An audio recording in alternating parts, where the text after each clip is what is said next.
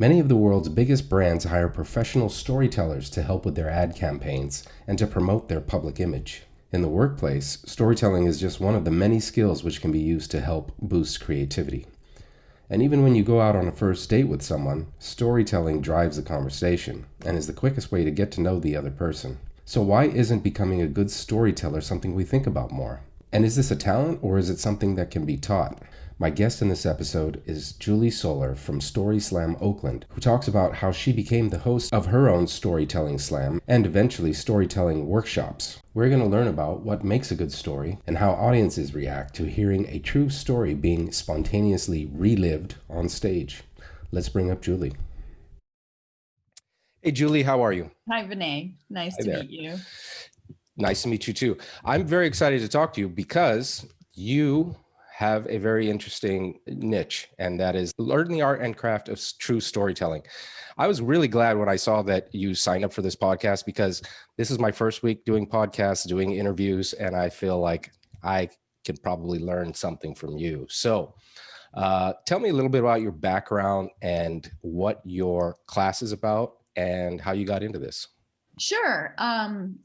Let's see. My name is Julie Solar, and I started Story Slam Oakland in 2012 with a little live show where people tell true stories on a topic. And the topic is announced ahead of time. And our first show was in a 15-seat cafe around the corner from my house. And that quickly grew, and we moved it to a bakery. And that was great for a few years. We crammed 40 people into a bakery after hours and told stories. And then I would host the shows, and people from the audience would volunteer to tell a story to everybody. And these are all true stories based on the topic at hand. And then that got too big, and I moved it to a lounge in downtown Oakland called Luca's, and we could fit 80 to 85 people in there. And the show started selling out. And in the meantime, I had been producing other shows in two different bars, one in Oakland and one in San Francisco. So I had 3 shows going on at the same time. Sometimes people would ask me to do a show. So sometimes I do 4 shows a month. And it was really fun. I love the energy of a live audience. I love the way the crowd stimulates the creativity and the stories from the people in the audience. I would curate, meaning I would select a headliner, somebody I knew from the storytelling community who was a good storyteller. And what I was using them for was because I would have in-person voting. I would create and hand out paper ballots to all 80 people in the audience and say, vote for your favorite storyteller. And then we give them a prize. And so I used this headliner to entertain the crowd as the ballots were being counted. And I didn't know any other show that does this. It was a bit labor intensive. I had a team of volunteers to help me do this. But it was super fun and everybody was into it. And the show just kept growing and growing. So I had my first ever Grand Slam in 2019, where I invited the winners from previous year's shows to come and tell a true story. And I started, teaching little one-off workshops of how to tell a true story. So I have a background in filmmaking. I have a MFA from UCLA Film School and a BA from Berkeley in literature. So storytelling is kind of in my blood. And this work with audiences, with live audiences, really showed me something that I could never have learned on my own just through writing or just through filmmaking, which is how audiences react to someone telling a true story. And so I thought, okay, I have a good understanding of what makes a good live true story. And I started teaching workshops in that. And then COVID hit. In February 2020 was my last live show. And then I was just like, what do I do now? I didn't do anything for at least a month, kind of licked my wounds. I felt really sad. And then I thought, well, let me try and do it online. everybody's doing shows on Zoom. My favorite comedy show is doing shows on Zoom. So let me try that. Well, Vinay, I had to end up buying the bigger Zoom room after 2 months Yeah. because people just loved it. And I couldn't, like, I always keep my ticket prices really low because I'm an artist. I don't want to pay a lot of money for a thing, right? And so what I had the idea of to do on the ticketing site that I used was to say, pay what you can, you know, whatever you want. Times are hard, pay what you can. But then I also put a ticket on there that said $20 super supporter, something like that. And I was floored how many people picked the $20 ticket for an online show. People wanted to support Story Slam Oakland. A lot of people just put in what they could, you know, $5, $10, $8. But a lot of people bought the $20 ticket. And I was really just floored by the generosity of people. And more people started putting on storytelling shows. So many people started doing it, and they started curating storytelling shows from the same pools of storytellers that I was drawing from. I mean, there's a huge storytelling community in California, and now because of Zoom, you can do it all over the world, right?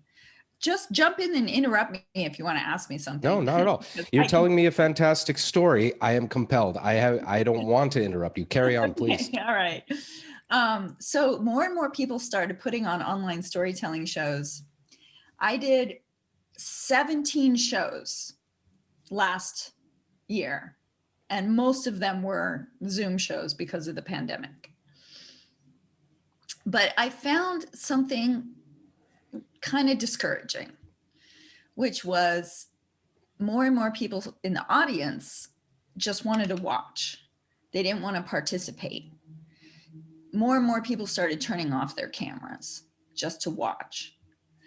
And as you know from doing any kind of live show, the performer, or even if they're not a real professional performer, whoever's on the stage or on the mic, they feed off the energy of the audience. That's what I made my bread and butter on. That's what I learned about, was how the audience, how the group interacts with the person on stage. And Zoom took away like 75% of that. Wow. And I would have rehearsals, which I had never done for any of my storytelling shows, because the idea of spontaneity is so driving what made it so much fun. Like if you get up at a live show and somebody recites a story they wrote and they memorized, which happens at some very popular live shows, I'm not going to name names, but it's a thing. That's just kind of less compelling than somebody getting up there. And sure, maybe they've told the story a bunch of times to their friends and family, or maybe they wrote it out and then got an idea of it, but they're telling it to you, they're reliving it, or what I say, they're inhabiting the story for you. And that feels so much different than if they just recite a story that they've memorized word for word. So on Zoom, you know, so much of that immediacy was gone. So much of that interaction was gone. My show was mostly open micers, people getting up and from the audience.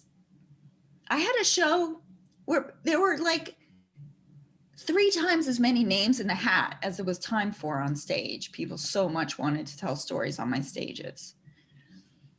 So after last year, I kind of took a break, to be honest. I took a break because I didn't sign up to curate online Zoom shows. That's not what I love doing. I know one storytelling show producer in Petaluma who didn't do any online shows. He's just like, if it can't be live, I don't want to do it. And I feel a bit of his feeling right now, because it is a different feeling. And now so many people are just curating a bunch of shows. I mean, curating a bunch of storytellers and putting them up, and they're just performing over Zoom. And I mean, that's great. That's fine. it's fine to do that. That's entertaining. I did that, but I'm bored of that, honestly. I want to do something else.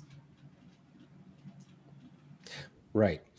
Okay, so first of all, you just told me a great story. I want to ask you to deconstruct that and tell me how you formulated that, put that all together in and prepared, if you prepared. But I Totally before did not prepare. did not prepare. Okay, then you're an expert, obviously an expert storyteller. But let's trace back a little bit. So I find it interesting that you described that you just sort of started advertising this and it blew up. Now I can totally get someone wanting to try out stand-up comedy. They might think to themselves, I can make people laugh. I can probably do this. Why don't I try it out? They sign up for an open mic, or maybe they just, I don't know, find some place where they're given an opportunity to try it out without having to be in front of a live paying audience. But if I kind of heard your story correct, you just sort of advertised this and people started showing up and they just were in line to tell their stories. Is that right? Well, you're making it sound a lot easier than it was. Okay. I built an audience from the ground up. I started with a neighborhood cafe where there were just neighborhood people. Then I moved to a bakery a few neighborhoods away. I started collecting email addresses on a sheet of paper in 2012 and 2013 and 2014. I would hand enter people's scrawled email addresses into my MailChimp account, getting it wrong half the time because I couldn't read people's handwriting. And then I finally wised up and put a form on my website, which is storyslamoakland.com, saying, put in your email if you want to subscribe to my mailing list. Sure. So I would send out emails twice a month because I didn't want to spam people. I hate getting tons of emails from theaters and producers. I'm going to ignore them if I get them too often. So I made sure to only send emails to my little mailing list twice a month. And then I would create these posters, paper posters. I would design them with my ancient Photoshop program, with my pre-.com bubble Photoshop skills, and get them printed. And then I would hang them around the city. I would go out and tape them up around the city, and I would tape them up in the bakery, or I'd tape them up in the lounge where we had the show when it got bigger. So I was doing a lot of marketing, and that was part of it. That was half of it. That was one half of it. The other half of it is something that I'm actually pretty proud of.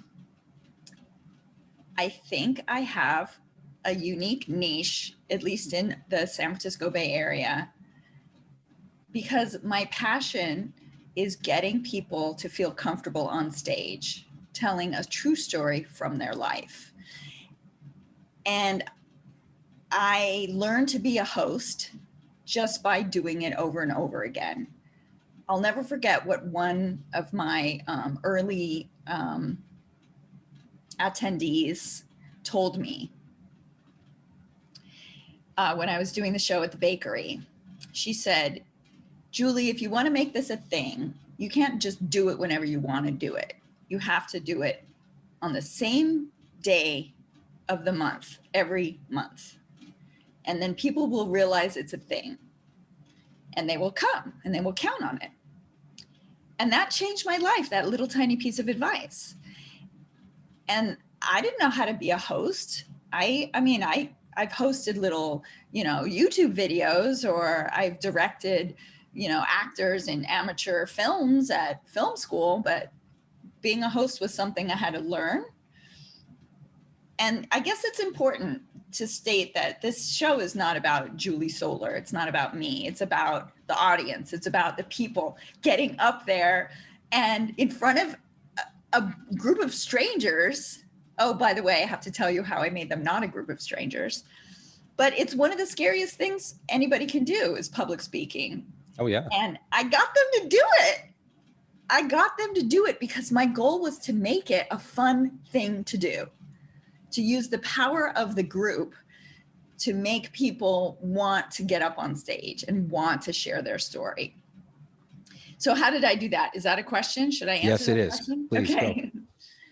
So I had 2 shows going for most of this time, and then I added a third and a fourth. But for the one, I experimented. I'd always, usually at the beginning, the first few years, I would tell the opening story. Vinay, I've had a really bizarre, weird life. And I use that material for the opening story.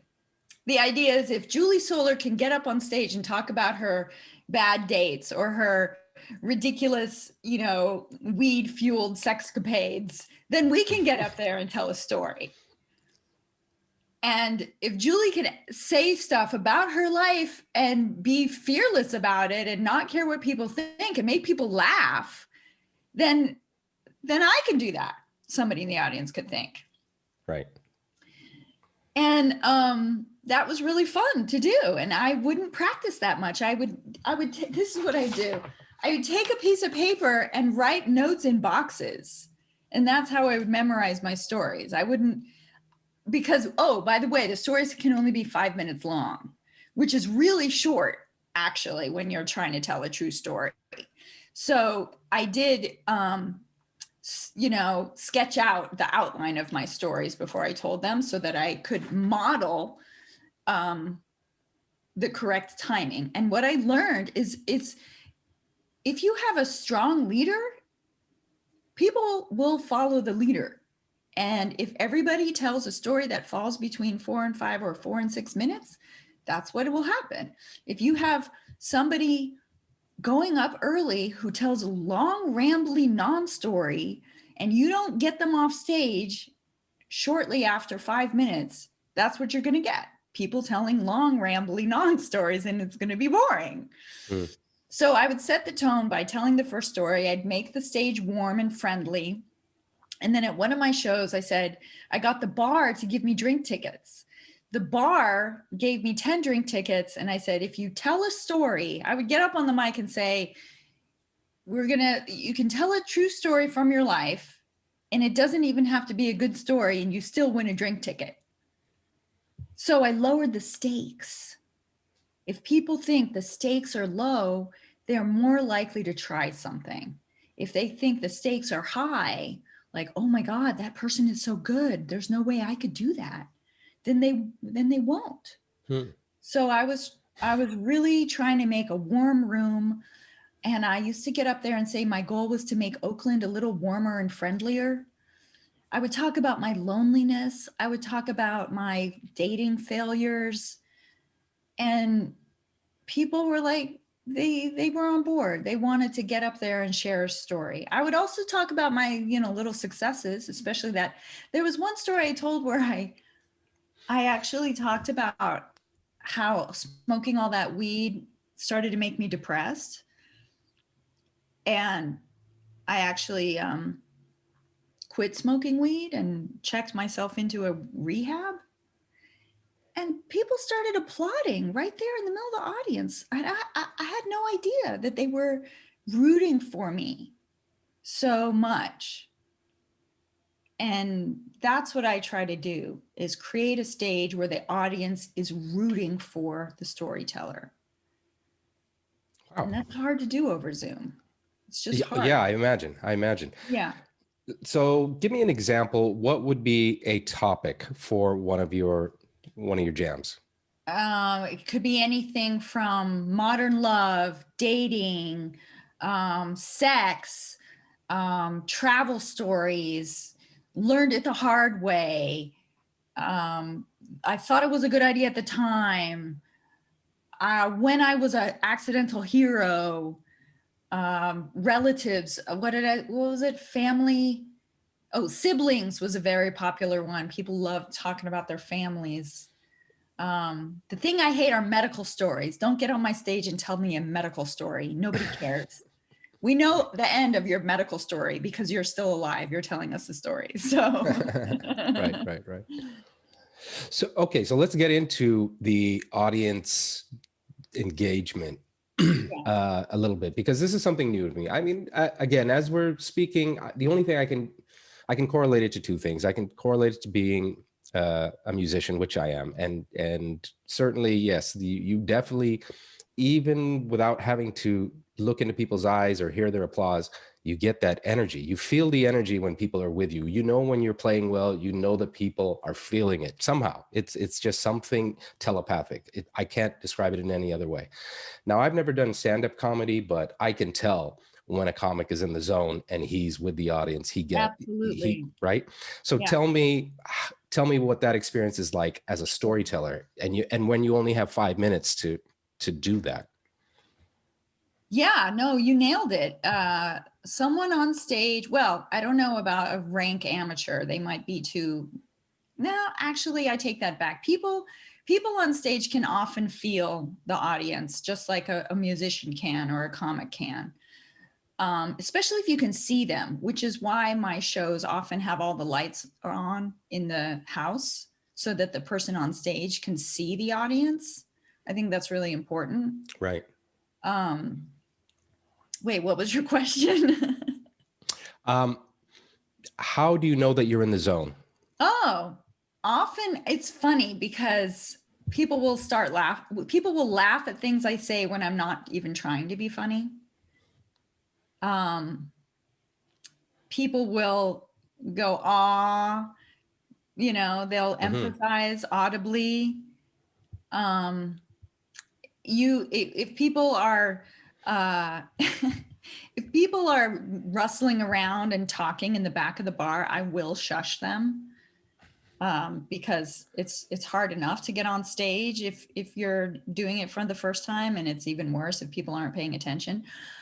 So my technique, what I would do at one of my shows was I would hand them a card with a bunch of different icebreaker questions on it. And the icebreaker questions were arranged in a grid, like a bingo grid.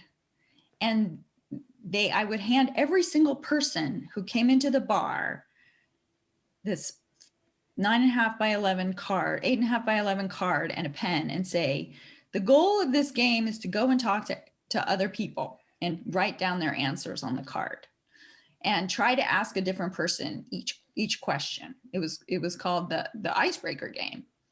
And so you had this little bar that only had capacity for like 40 people. At least that's what it was printed. But then there were 80 people packed in there. And they were all circulating amongst each other with these bingo cards, asking each other these questions. And the questions ranged from, how did you end up here tonight, to, if you were a sandwich, what kind of sandwich would you be? I mean, really silly stuff. And some of them were, a little racy, like, tell us the best way to kiss you, or describe the best way to kiss you, or what pickup line would work on you. I was really trying to get people to mingle, to get out of their comfort zone, and to feel comfortable with things that were a little, I don't want to say intimate, but not just small talk, let's say. Right. And so, and I would be super enthusiastic and encourage them to go and talk to people. And then what I would do is, in between the storytellers on the stage, I would read out some of the answers from the card. And I would tell the audience, okay, this is some things you have found out about each other. For example, there was a memorable one. Was one of the questions was something like, why should some, or what are you looking for? What are you looking for in a romantic partner? Or who are you looking for if you're single and looking? And they would say things like good sense of humor and da da da da da da da da da. And then I would read those out loud. And then there would be a question like, oh, I'm messing this up, Vinay. I'm sorry. I really should go back and look at the cards. But there was a question, something like, what's one of your greatest strengths? And it would be something like, I make really good toast. And so then I would read that out loud and say, you're looking for someone honest and sexy and in shape, and this is what you have to offer. You make really good toast. And everybody would laugh, right? And I was really trying to make the group feel like a group feel like not a group of strangers, but a group of people who all belong together in this moment. And so when one of their own would get up on stage, they were automatically going to support that person. because maybe they talked to that person. Maybe they saw that person circulating around with a card in their hand. They're already sympathetic to the person. Whereas at a comedy open mic, it's a totally different vibe. At a comedy open mic, people are sitting in the audience with their arms crossed with this attitude of make me laugh. Mm-hmm. Whereas at my storytelling show, people are sitting in the audience with their heart open saying, I want to hear about your life. Yeah. Huge difference. Yeah. Yeah. So I'm wondering, since you're in Oakland, do you get a lot of clientele from Silicon Valley? Like some of the, the tech nerds and It was a bit of a drive, in the before days when there was a lot of traffic. So, I mean, occasionally people would drive up from Silicon Valley. yeah. Some people tried to get me to go down there and do a show in Silicon Valley. Yeah. No, I guess I'm thinking about, do people come to you for help with public speaking? So I do teach storytelling workshops. They're group workshops and they're all online, and those are a great way to get into the art and craft of telling a true story. And I think telling true stories is a good skill to have in any sort of business or industry, because that stories are really what, the narrative controls whatever happens, right? There's a phrase there I'm not saying. Sure. Well, that, and plus I can also imagine that it helps build self-confidence in a lot of different ways. It could make you better at just about any kind of job you have, right? Yeah, absolutely. Absolutely. Yeah. I mean, there's groups out there who teach that, like Toastmasters. I did Toastmasters when I was a kid, learned public speaking from them. I highly recommend Toastmasters. Or take my workshop, Absolutely. So yeah, let's talk a little bit about your workshop. Tell us all about it. Tell us what you teach, how people can find out about it, and how they can sign up. Go for it. Oh God, that's so nice of you. Right now I am teaching this workshop for SF State, for the Osher Lifelong Learning Institute at SF State. I've taught them privately on Zoom. I'm going to start up another workshop, and they can find out all the information about how to sign up at storyslamoakland.com. And the workshop is 6 weeks over Zoom in a small group of, around 8 to 10 people.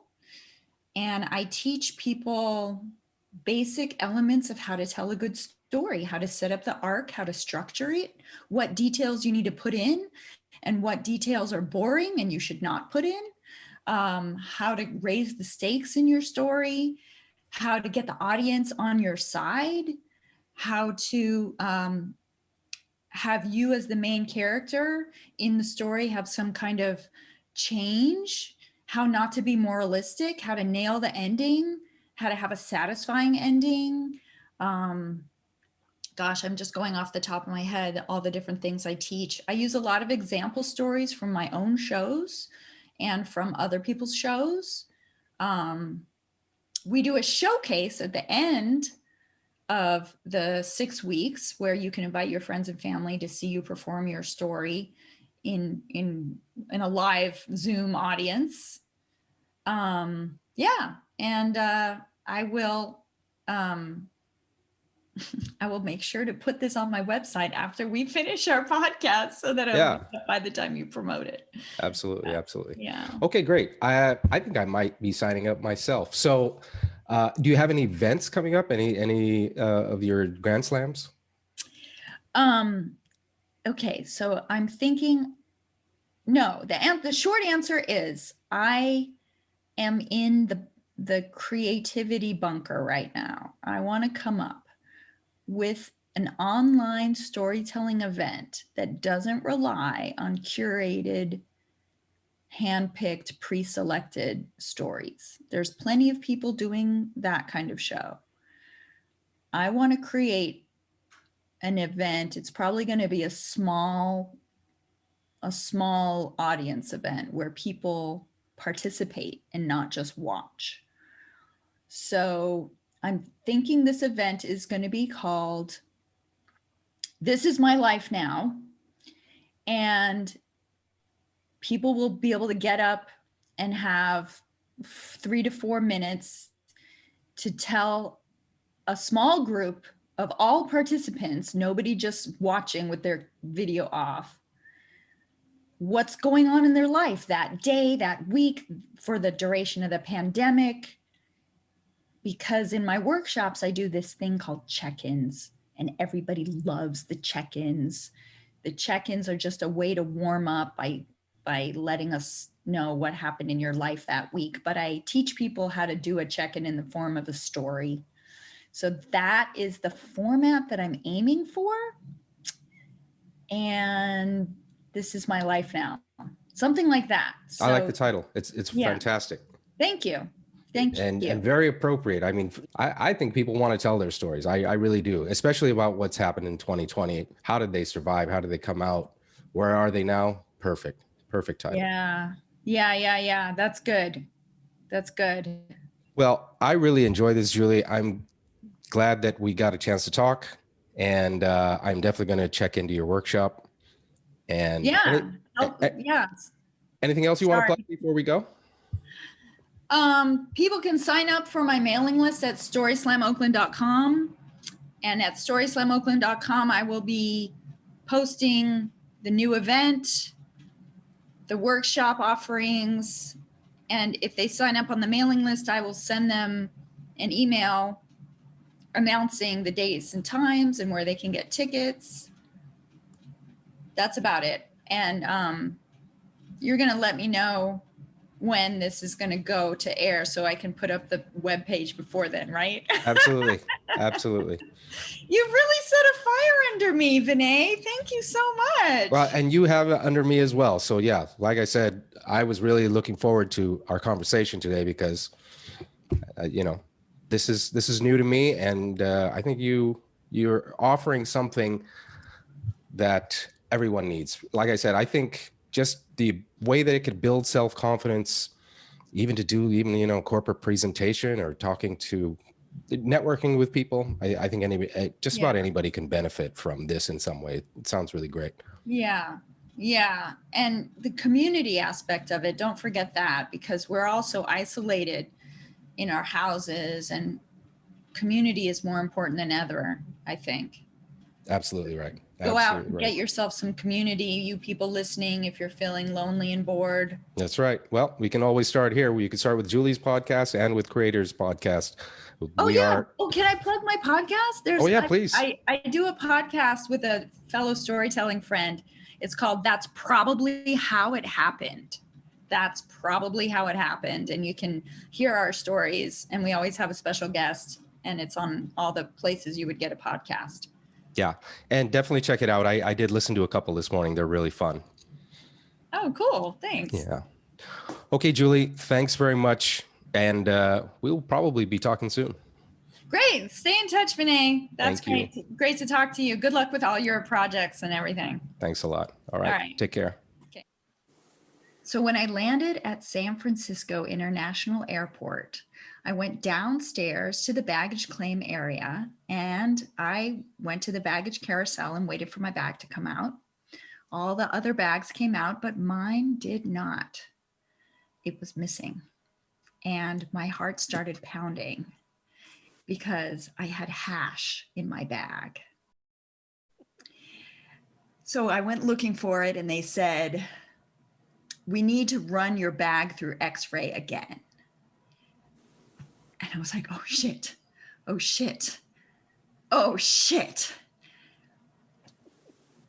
All of this is pretty ironic because when I was a kid, I was really against drugs. I think I started getting those just say no messages in junior high when I was 13. You remember, this is your brain on drugs with the egg and the frying pan. And I never did drugs in high school. And it's like, nobody in my family would ever do drugs. Drugs are for losers. They're bad. Or so I thought.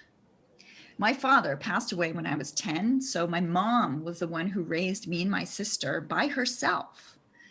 And she was also a gardener, and my mom grew the most beautiful flowers on the block. She had calla lilies and roses and daisies and daffodils. When I say gardener, I actually meant she worked in a greenhouse for a agricultural chemical company. And that's how she honed her skills. She was a biologist by training. And she was also, growing up, my best friend. She supported me. And when I wanted to participate in political protests when I was a teenager, she said, okay. In fact, I got arrested 7 times between the ages of 14 and 17. She said, okay, if this is what you want to do, I support you. Just, you got to stop doing it when you turn 18 so you don't have a permanent record. And that was our deal. So many years later, I'm still living at home. I'm in my late 20s. And now my mom is an executive at the company that she started just as a greenhouse worker. And she goes on business trips a lot to the UK. And after one of these business trips, I remember I came home into the house and there was this weird smell coming from the TV room. It smelled like a skunk. And there was a closet in the TV room, and I went into the TV room, and the closet door was closed, but it seriously smelled like a family of skunks had moved into the closet in the TV room. And so I pulled back the sliding door, and there was a tiny little greenhouse. Apparently, my mother had brought it back from Amsterdam. And I didn't know this, but all the years that she'd been going on business trips to the UK, she would stop in Amsterdam to buy weed. And not only did she have this little grow house in the closet in the TV room, but she was growing it in the backyard too, in the side yard where nobody could see, but it was very sunny. She had these 3 little pots with skinny little plants growing out of them. And I was so pissed. I was like, Mom, you can't grow drugs. You're my mother. And there was this tension between us. And the things really came to a head when she went on yet another business trip. And she asked me to water her plants. And I was like, no, I'm not going to enable you by watering your plants. And I realized she wasn't being the mother I wanted. She wanted to do her own. She wanted to do her own thing and grow her weed and smoke it. And I realized, it's time for me to move out. So I found my own apartment in San Francisco where I also had a job, and I moved out. And that was okay for a while until one day she called me up and said she was having trouble buttoning her button. And I had just been reading at the time a book that was a bestseller called Tuesdays with Maury, which is about a journalist who interviews a man who's dying of ALS or Lou Gehrig's disease. And so with this in my head, I said, I hope it's not Lou Gehrig's disease.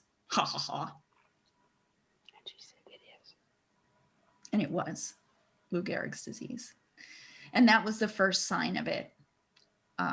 The disease, as you may or may not know, is a progressive thing that paralyzes your whole entire body while leaving your mind completely lucid to worry about everything. And this was the first sign. Her motor control in her fingers was starting to go.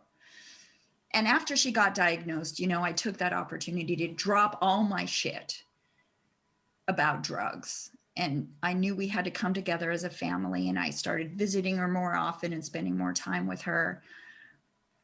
And one time when I was visiting, we were sitting at the kitchen counter, and she asked me to take her frequent flyer miles from all those business trips that she used to take and go to Amsterdam.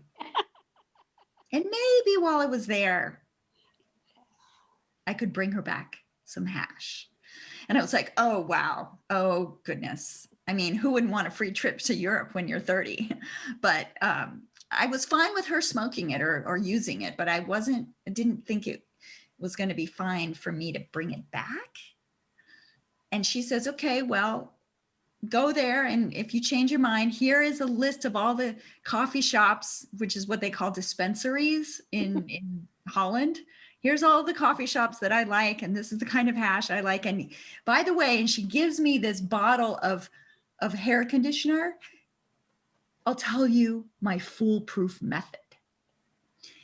And so I take the bottle of Clairol Herbal Essences hair conditioner and I go to Amsterdam for just a few days.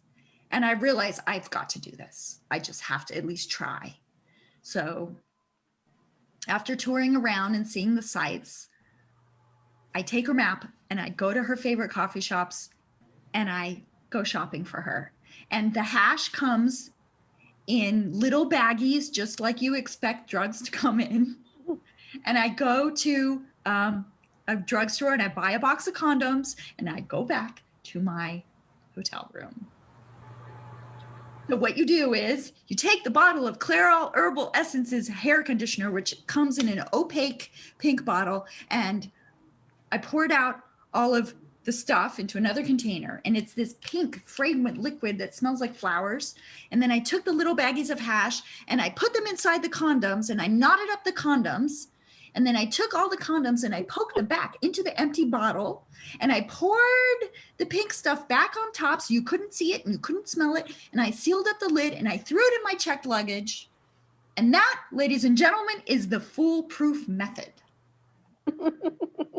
Well, when my mother was doing it, nobody would suspect a little old gray-haired lady on a business trip.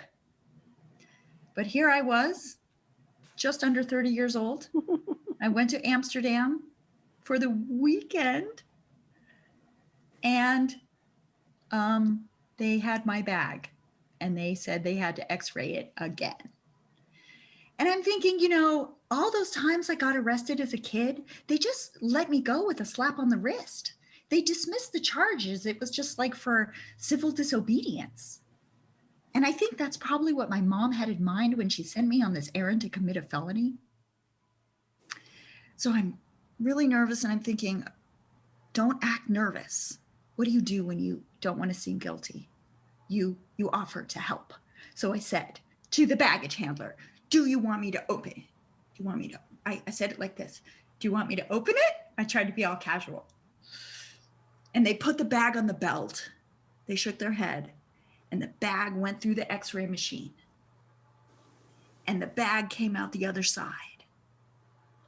And nobody noticed any little baggies of hash in a shampoo bottle. And I grabbed it and I drove straight to my mom's house in El Cerrito. And she's there, she's waiting for me with this big smile on her face. And we pour out all of the pink hair conditioner and fish out the condoms and carefully cut them open. And the baggies of hash inside are perfect. And I lay them all out on the kitchen counter and I tell her where each one came from and what kind they are. And she is so happy. And I am really happy for her. And she enjoyed that hash for the few months that she had left. And she passed away later that year. And to this day, I'll never regret that I was a drug smuggler for love.